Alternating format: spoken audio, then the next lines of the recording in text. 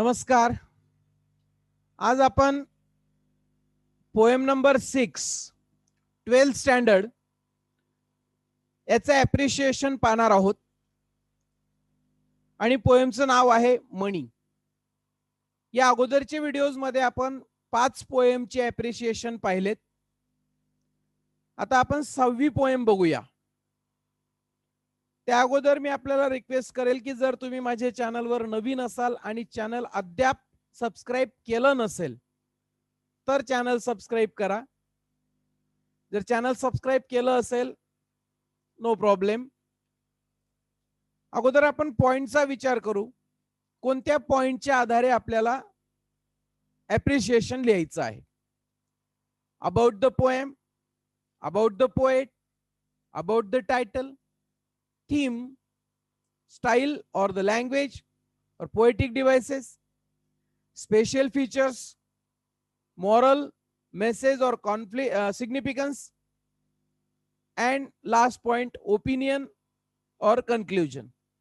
या 8 पॉइंटच्या आधारे आपल्याला पोएमचं ॲप्रिशिएशन लिहायचं आहे.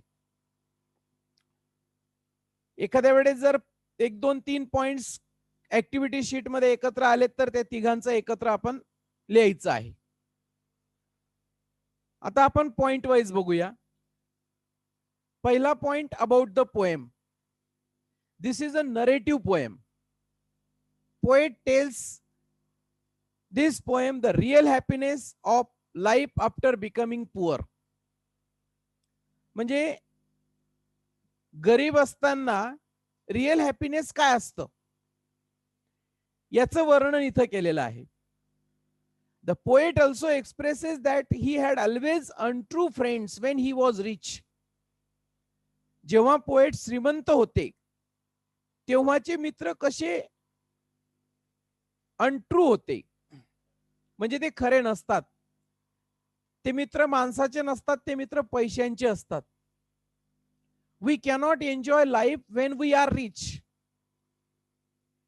Our friends too are false. म्हणजे जेव्हा आपण श्रीमंत असतो तेव्हा आपण खरं जीवनाचा आनंद लुटू शकत नाही. म्हणजे पोएम मध्ये ते सांगितलेलं आहे. जसं काही समजा अनिल अंबानी किंवा अंबानी बंधू रस्त्यावर कुठेही पाणीपुरी खायला उभं राहू शकत नाही. ते इथं सांगायचंय की तो आनंद श्रीमंत माणसं घेऊ शकत नाही. आणि मित्र सुद्धा फॉल्स असतात, पैशांवर प्रेम करणारे असतात. हे इथं आपल्याला या पोएम मध्ये सांगितलेलं आहे. Second point about the poet. W.S. Davis was a Wales poet. He traveled like a tramp or hobo, worked as peddler. Peddler जे रस्त्यांवर काही विकतात. And became street singer before publishing his first collection of poetry. Street singer पण होते. Poem expresses the joy of being poor. गरीब असताना काय आनंद आपण घेतो ते त्या ठिकाणी इथं या पोएट बद्दल आपल्याला माहिती मिळते. आता हे सगळं तुम्हाला इंट्रोडक्शन ऑफ द पोएट मध्ये दिलेलं असतं. तिथं पोएम आणि पोएट यांच्याबद्दलची माहिती आपल्याला तिथं दिलेली असते. Next third point about the title. Title is very simple and apt. न समजण्यासारखं काही नाही टायटल मध्ये. Money, very simple. The title gives us a hint that the poem is about the advantages and or disadvantages of money. इथं पैसे असताना आणि पैसे नसताना, म्हणजे श्रीमंत असताना आणि गरीब असताना काय ऍडव्हान्टेजेस आणि डिसएडव्हान्टेजेस आहेत ते सांगितलेलं आहे. Title depicts the importance of money in bringing happiness in life.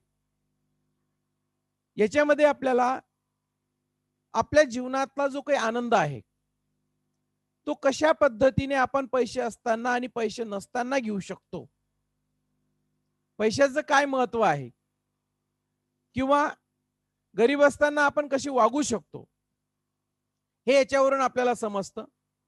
पैशाने कशा पद्धतीने आपण आनंदी राहू शकतो तेही सांगितलेलं आहे. परंतु दोघांमध्ये आपल्याला इथं कंपॅरिझन केलेली दिसते. Next point, theme of the poem. The poem deals with the experience the poet when he was rich and also when he was poor. दोघं अनुभव इथं सांगितलेले आहेत, श्रीमंत असताना गरीब असतानाचे. The poet has depicted the value of money in our life. आपल्या जीवनात पैशांचं काय महत्व आहे हे सांगितलेलं आहे. When we are rich, we always worry about its safety. We cannot enjoy life. आपण जेव्हा श्रीमंत असतो तेव्हा त्या पैशांच्या सुरक्षिततेची आपल्याला काळजी असते. आपण आपल्या जीवनाचा आनंद घेऊ शकत नाही. Being rich person, he could never get the experience of true love of friends. श्रीमंत असताना खरे मित्र आणि त्यांचा सहवास, खऱ्या मित्रांचं प्रेम हे आपल्याला तिथं अनुभवायला मिळत नाही.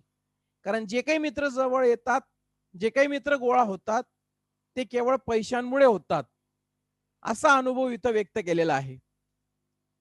नाउ पोएटिक डिव्हाइसेस और the language.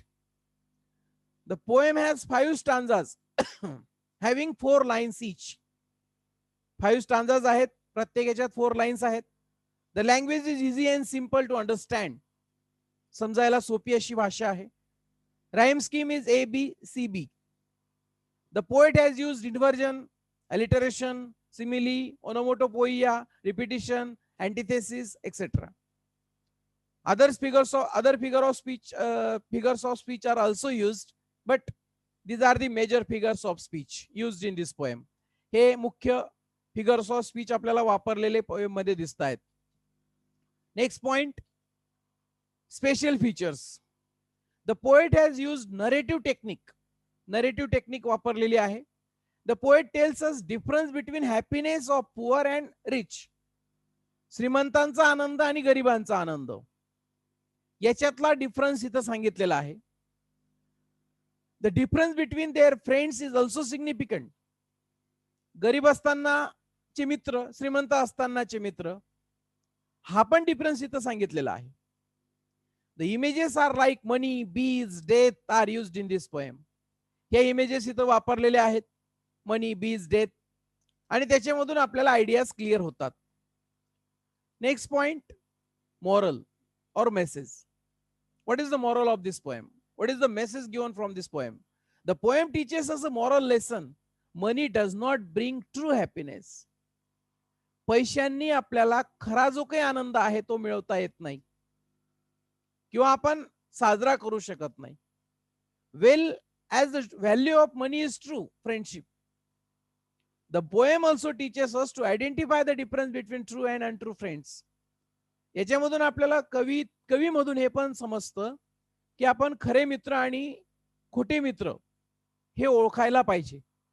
The poem gives a message of satisfaction. इथून आपल्याला एक समाधानाचा मेसेज याच्यामधून आपल्याला मिळतोय.